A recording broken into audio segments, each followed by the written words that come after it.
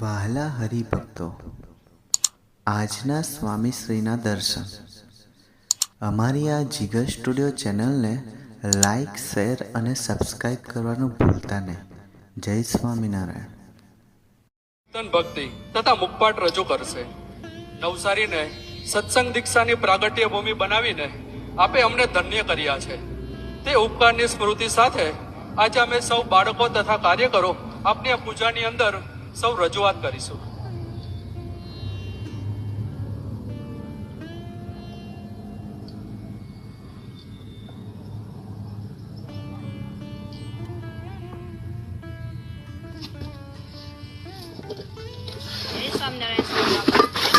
સત્સંગ દીક્ષા પ્રસંગમ તારીખ 30/1/2020 મહાસુદ પાંચમ વસંત પંચમી.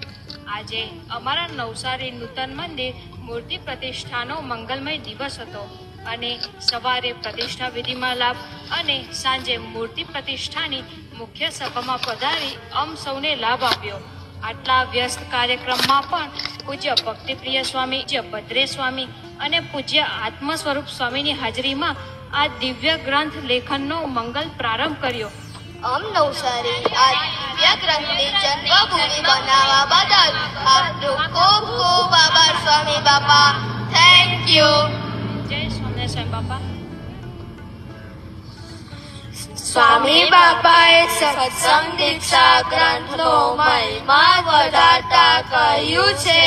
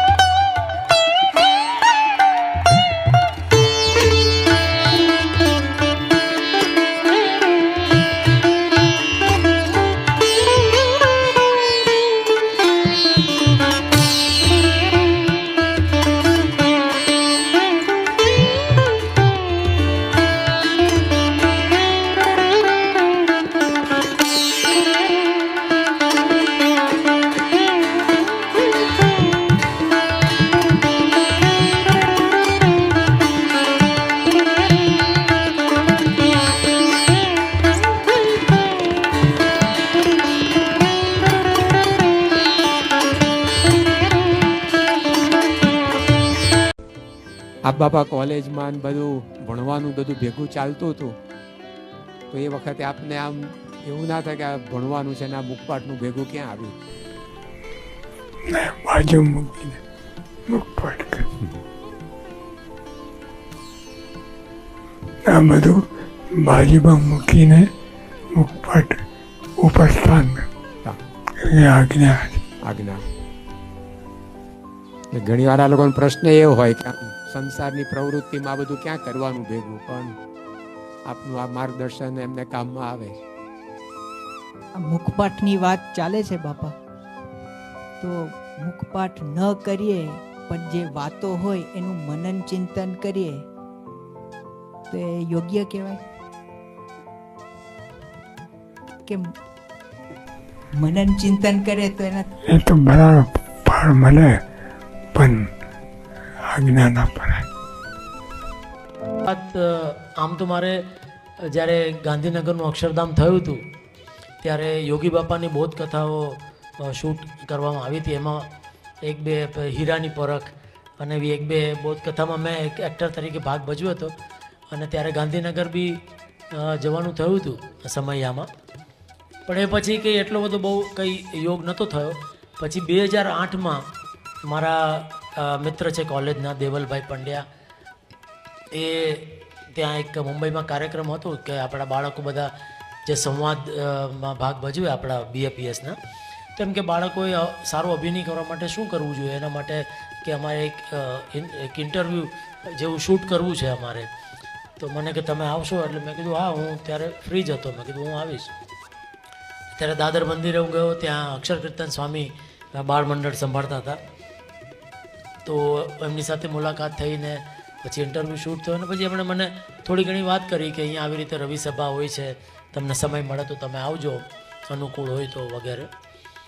અને બસ એ ત્યારે એમની સાથે ખૂબ મજા આવી વાતો કરીને, મને આમ આનંદ આવ્યો અને પછી એક રવિવારે જ્યારે આવ્યો ત્યારે હું ને મારા પત્ની અમે લોકો રવિ સભામાં ગયા અને ખૂબ જ આનંદ આવ્યો રવિ સભામાં જે પ્રવચન ચાલતું હતું.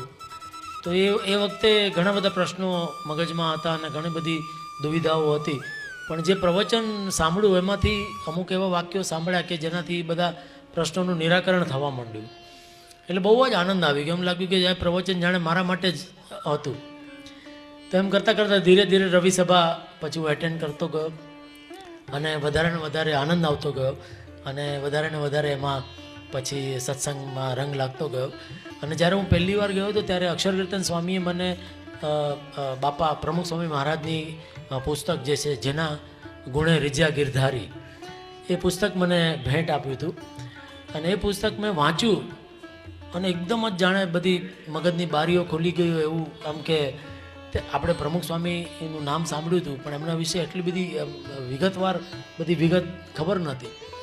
પણ એમાં જ્યારે વાંચ્યું કે બાપા કયા પ્રકારના ગુરુ છે, કે આવા તો દુનિયામાં આવા ગુરુ કોઈ નથી જોયા, કે જે દિવસે ગુરુપદે આવ્યા એ દિવસે એમણે લોકોના હેઠા વાસણ છે એ ધોયા.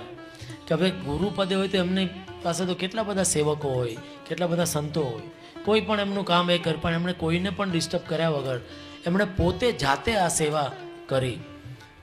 આવા ગુરુ તો મને નથી લાગતું ક્યાંય આપણને દુનિયામાં જોવા મળે. અને બીજું એક એમનું વાક્ય હતું કે બીજાના ભલામાં આપણું ભલું. લગભગ આપણે બધા કંઈ પણ હોય તેમાં આપણું જ વિચારતા હોય છે કે આમાં મારું શું છે, આમાં મારો શું ફાયદો છે. જ્યારે બાપાએ એ જ આખી વાતને સાવ કાઢી જ નાખી કે આપણું વિચારવાનું જ નથી, બીજાના ભલામાં આપણું ભલું. આપણે બીજાનું ભલું કરીએ તો ઓટોમેટિક આપણું ભલું થવાનું જ છે. એટલે આ એટલું સુંદર વાક્ય, આ બે વસ્તુ મને એટલી એકદમ આમ હૃદયમાં આમ ટચ કરી ગઈ અને મને ખરેખર આનંદ આવ્યો. અને પ્લસ આપણો જે સત્સંગ છે એ આડંબર વગરનો છે. આમાં કોઈ ખોટા નાળિયેરો વધારવાના નથી ને કોઈ ખોટા અગરબત્તી ને ધૂપ ને એવું કરવાનું નથી. આરતી પણ આપણી સરસ 4 થી 5 મિનિટની આરતી છે, કોઈ કલાકની આરતી આપણે નથી કરવાની. અને લોકસેવા કે સમાજમાં રહીને આ બધા સંતો કે કોઈ આ સંતો કોઈ હિમાલયમાં જઈને ધૂણી નથી ધખાવતા, કોઈ ત્યાં આગળ જઈને તપ કરવા નથી બેસતા, પણ સમાજમાં રહીને બધા નિયમોનું પાલન કરીને સમાજનો ઉદ્ધાર કઈ રીતે થઈ શકે એ માટે એ લોકોનો સતત પ્રયત્ન હોય છે. તો આવા સંતો, આવા ગુરુ, આવા સાધુ ક્યાં જોવા મળે? એટલે આ બધું જોઈને મને ખરેખર એટલો બધો હું પ્રભાવિત થયો. અને મેઇન વાત તો આપણે જે મોક્ષ મળવાનું છે કે ભાઈ બધા ધર્મમાં આ જે એક વાત છે એ કોઈ ગેરંટીથી નથી કહેતું, પણ આ સંપ્રદાયમાં આપણા ગુરુ આપણને જેમને કહે કે એકદમ ગેરંટી આપે છે કે ભાઈ તમને અંત સમયે તેડવા આવશું અને તમને અક્ષરધામમાં બેસાડશું. આવી ગેરંટી આપવાવાળા કોઈ બીજા ધર્મના કોઈ ગુરુ નથી આપતા. અને આપણને આવો સરસ લાભ મળ્યો છે, આવા સરસ ગુરુ આપણને મળ્યા છે અને આટલી સુંદર બધી શીખ આપણને મળી છે કે આપણે સમાજમાં કઈ રીતે રહેવું જોઈએ, કઈ રીતે આપણે વ્યસનોથી દૂર રહેવું જોઈએ, કઈ રીતે આપણે એક ઘરમાં ઘર સભા કરીએ તો એનાથી આપણા ઘરમાં શું ફાયદા થાય છે, આપણે એકબીજા પ્રત્યેના જે વ્યવહાર છે એ કેટલા સુંદર રીતે થાય, કે આપણા બાળકો અહીંયા બાળમંડળો સરસ ચાલે. યોગી બાપાએ કેટલા વર્ષો પહેલાં બાળમંડળ ની આખી પ્રથા શરૂ કરી કે જેનાથી બાળકોનો સુંદર રીતે ઉછેર થાય, એમાં સારા સંસ્કારો આવે. તો આ બધું એટલું બધું સુંદર આખું જે બધું કાર્ય જે થઈ રહ્યું છે એ બધું જોતાં ખરેખર મને ખૂબ જ આનંદ આવ્યો. અને બસ એમ પછી ધીમે ધીમે આ સત્સંગમાં હું જોડાતો ગયો.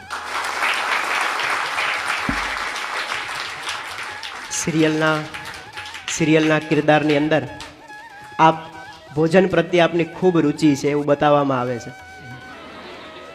અને આપ દુકાનેથી જ ફોન કરો છો કે દયા શું બનાવ્યું છે. બબીતાજીને રાજી કરવા માટે આપ એક પણ મોકો છોડતા નથી. પણ આ આપનો વાસ્તવિક ચહેરો નથી. આપ રિયલ જિંદગીની અંદર, વાસ્તવિક જિંદગીની અંદર આપની પ્રત્યેક ક્ષણ અને પ્રત્યેક પળ કઈ રીતે ગુરુહરિ મહંત સ્વામી મહારાજને રાજી કરી શકે એ માટે આપને સતત વિચાર રહે છે. અને એ વિચારમાં જ એકાદશી અને આદિક નિયમના જે ઉપવાસ છે આ ઉપવાસ આપ કરો છો. વાસ્તવિક જીવનમાં તો ઘણા ઓછા લોકો જાણતા હશે કે આપ દરેક એકાદશી અને શાસ્ત્રીજી મહારાજે આપેલા 5 ઉપવાસ નિર્જળા કરે છે. તો ખરેખર આપ આ નિયમો કઈ રીતે પાડો છો? મુંબઈના સંતોએ અમને વાત કરી આજે કે દિલીપભાઈ જોશી એક વખતે જન્માષ્ટમીનો ઉપવાસ હતો ને એ જ દિવસે એમનું શૂટિંગ હતું, નિર્જળા ઉપવાસ હતો. આપને ડાયરેક્ટરે કહ્યું કે તમારે આજે જમતા હોય એવો સીન લેવાનો છે, ત્યારે આપે એમને વિનંતી પણ કરી, પણ એમ છતાં પણ એ સીન આપને કરવો પડ્યો. ત્યારે આપે ડાયરેક્ટરને કહ્યું કે હું આજે અમારા ગુરુ શાસ્ત્રીજી મહારાજની આજ્ઞાનો ઉપવાસ છે, એટલા માટે હું કોળિયો મોઢામાં મૂકીશ પણ તરત જ કોગળો કરી નાખીશ. તો એ પ્રકારે આપ શૂટિંગની અંદર પણ આ નિયમ પાડો છો, તો આ નિયમ પાડવાનું બળ આપને કયા વિચારથી રહે છે એ અમને આજ જણાવશો. આપણે ગુરુની આપણે આજ્ઞા પાડવાની છે, અને જો આજ્ઞા પાડીએ તો ગુરુ રાજી થાય, અને આપણો મૂળ હેતુ ગુરુને રાજી કરવાનો છે. જો એ રાજી થાય તો પછી આપણે એમાં કંઈ પાછું વળીને જોવા જેવું છે જ નહીં, આપણું કલ્યાણ થઈ ગયું. એટલે મૂળ એક જ હેતુ, એક જ વિચાર છે કે આપણે ગુરુને કઈ રીતે રાજી કરી શકીએ. અને સાવ બેઝિકમાં બેઝિક આપણે પકડીએ તો કે આપણે આજ્ઞા પાડવાની છે, આપણા ગુરુએ આપણે આજ્ઞા આપી છે ને એ આપણે પાડવાની છે.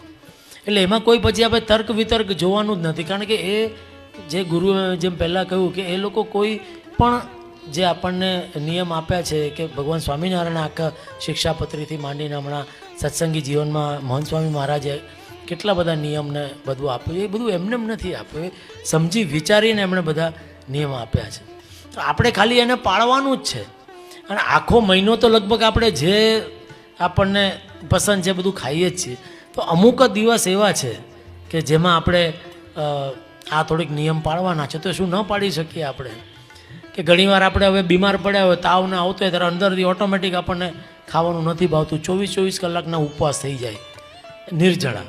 ત્યારે આપણી સામે કોઈ શ્રીખંડ પૂરી લાવે તો એ ખાવાનું મન થાય ન થાય. એટલે એવી રીતે આ જો મન આપણું મક્કમ હોય, મન આપણે દ્રઢ હોય તો કંઈ અશક્ય નથી. પણ ખાલી એટલું છે કે આપણે ઘણીવાર મનથી થોડાક હારી જતા હોય છે, કે આપણને જેને કહેવાય ને કે બે વિચાર આવતા હોય, એક નેગેટિવ એક પોઝિટિવ. તો આપણે હંમેશા ત્યારે બસ પોઝિટિવ વિચાર પકડી લેવાનો, નેગેટિવ જવા દેવાનું. પણ બસ એક દ્રઢતા, આપણે જો મનથી દ્રઢ રહીએ તો કંઈ અશક્ય નથી.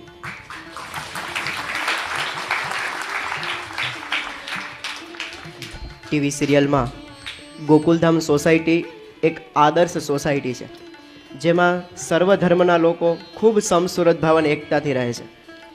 આ 3330 એપિસોડમાં સૌથી વધારે આપનો જો કોઈ ગુણ સૌને આંખે ઉડીને વળગે એવો હોય તો એ છે આપ જે બાપુજીનો આદર કરો છો તે.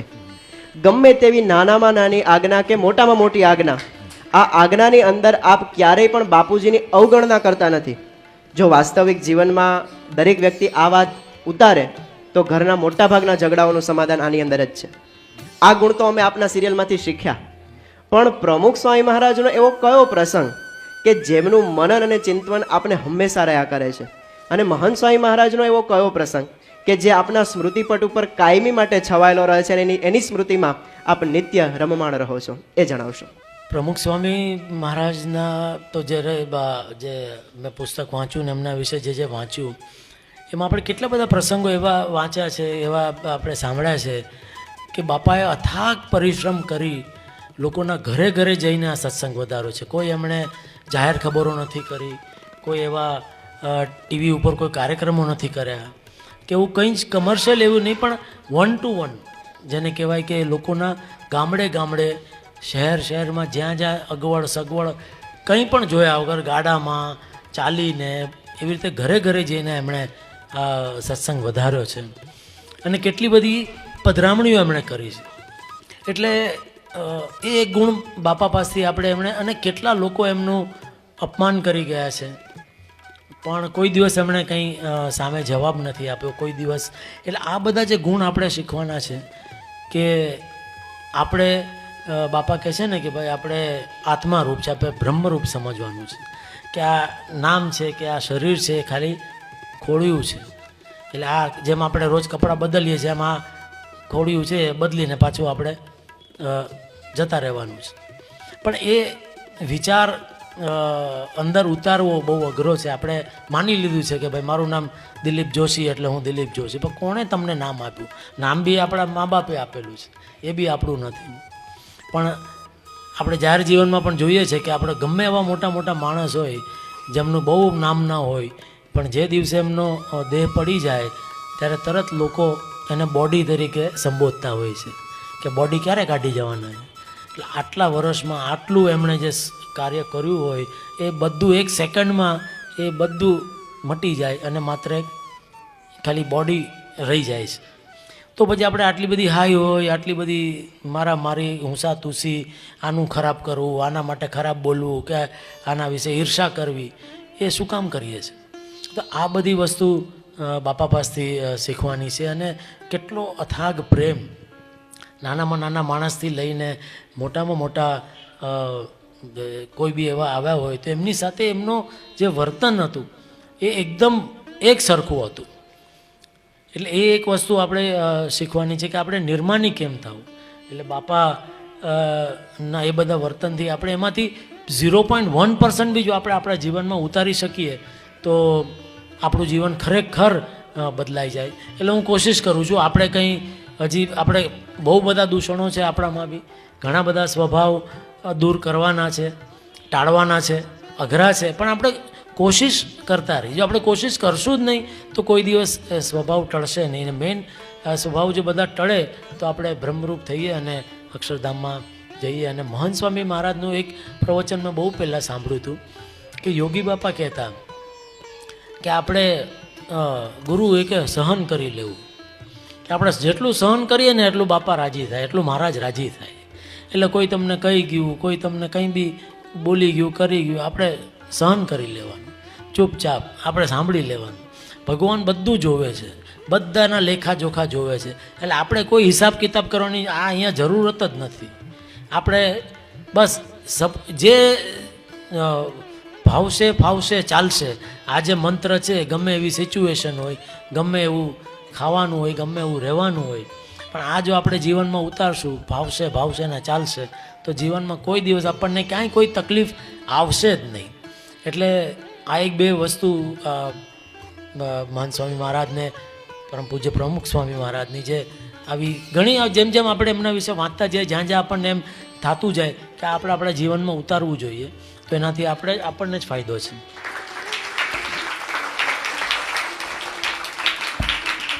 સિરિયલની અંદર આપ એક વેપારીના કિરદારમાં છો. જ્યારે દયાજી આપને કહે છે કે ચાલો આપણે અમદાવાદ જઈએ, દિવાળીનો તહેવાર હોય, હોળીનો તહેવાર હોય, ત્યારે આપ એક બાનું એને અવશ્ય બતાવો છો, દયા દુકાન ચાલુ છે. એટલે આપને ધન કમાવવું છે ને એ બહુ ગમે છે, અને ધન વાપરવું જરાય ગમતું નથી. કારણ કે ભીડેજી જ્યારે સોસાયટીનું મેન્ટેનન્સ વધારે છે ત્યારે સૌથી વધારે મિટિંગમાં પ્રશ્ન આપ જ કરો છો. એટલે આપને ધન કમાવવું અતિશય ગમે છે પણ વાપરવું ગમતું નથી. પરંતુ વાસ્તવિક જીવનની અંદર આપ જે કંઈ પણ કમાઈ રહ્યા છો એમાંથી ચોખ્ખો ભાગ મહારાજની શિક્ષાપત્રીના આદેશ પ્રમાણે આપ મંદિર અને સંસ્થાને અર્પણ કરો છો. એ આપના જીવનનો સૌથી શ્રેષ્ઠ ઉદાહરણ છે. આ ચોખ્ખો ધર્માદો જ્યારે આપ કાઢો છો, અમે પણ સેવાઓ કરીએ છીએ, પણ જ્યારે ખિસ્સામાંથી જાય ને ત્યારે એવું થાય છે કે બહુ ઓછા થઈ ગયા.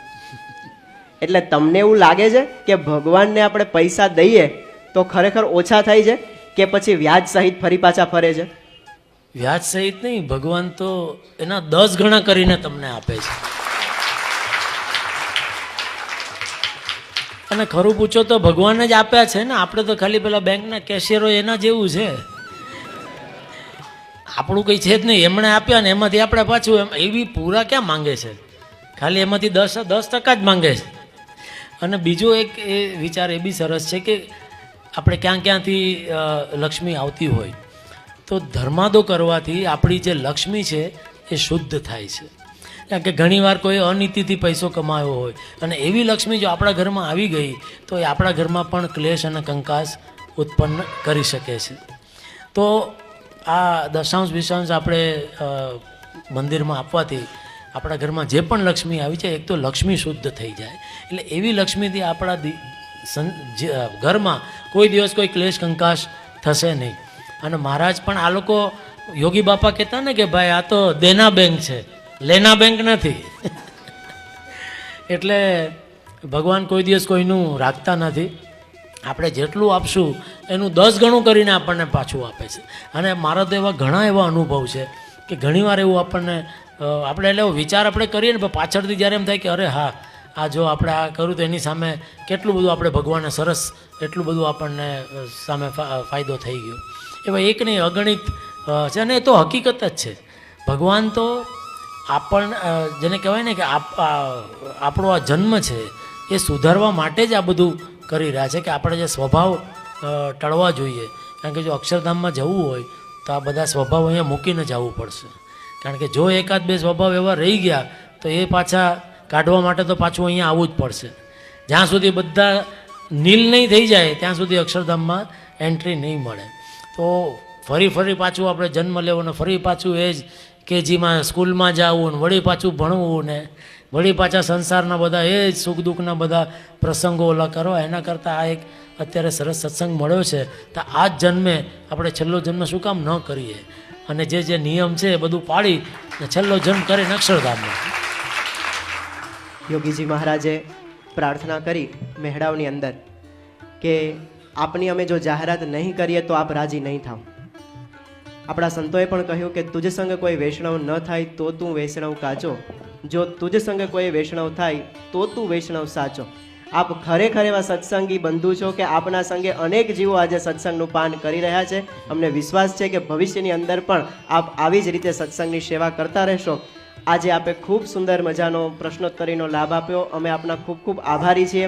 સાથે સાથે અંતિમ સૌની વિનંતી છે, આપે બધું સત્સંગનું જ્ઞાન પીરસ્યું પણ સૌ આપને ટીવીના કિરદારની અંદર હવે જોવા માગે છે. તો એક છેલ્લો ડાયલોગ જે આપને ખૂબ પસંદ છે, આપને અતિશય પ્રિય છે, એવા ડાયલોગ સાથે આજના આ કાર્યક્રમની આપણે સમાપન કરીએ. ભાઈ ડાયલોગ તો યાર રોજ બોલતો હોઉં છું. મને એમ કે અહીંયા જરાક આરામ મળશે અને મજા ઓલી મૂછ લાગી હોય ને તો એની મજા આવે. મૂછ વગર પછી બરાબર જામે નહીં. લેकिन फिर भी आज इधर पोरबंदर में आके